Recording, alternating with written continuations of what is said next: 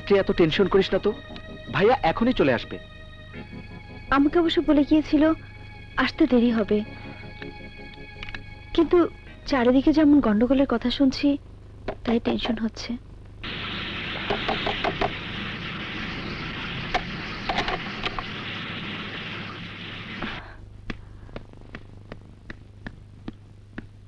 কি ব্যাপার, তুমি এত দেরি করলে কেন? এদিকে তোমার চিন্তা, আমরা অস্থির।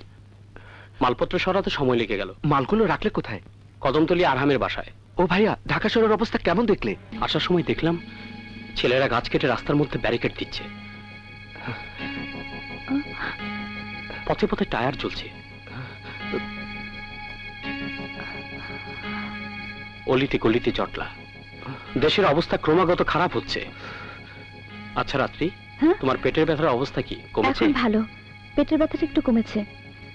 তুমি হাত মুখ ধুয়ে নাও, আমি কিমতি মাকে খাবার দিতে বলছি। ঠিক আছে।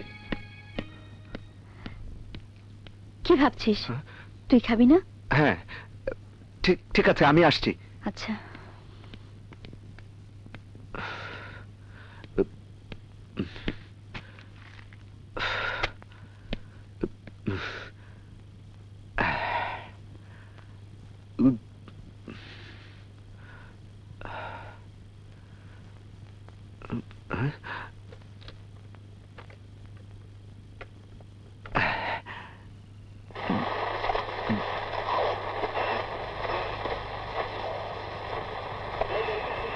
আপনারা শুনছেন বিবিসি লন্ডন।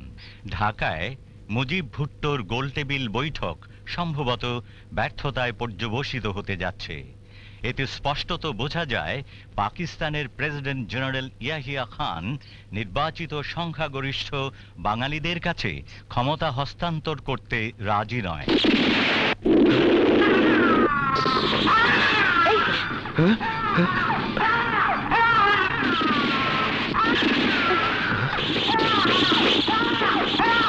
আপা, গোলাগুলি কইতাছে। জানি না,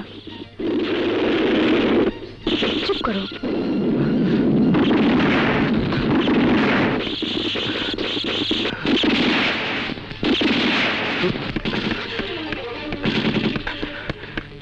ভাইয়া ভাইয়া, শুনতে পাচ্ছ?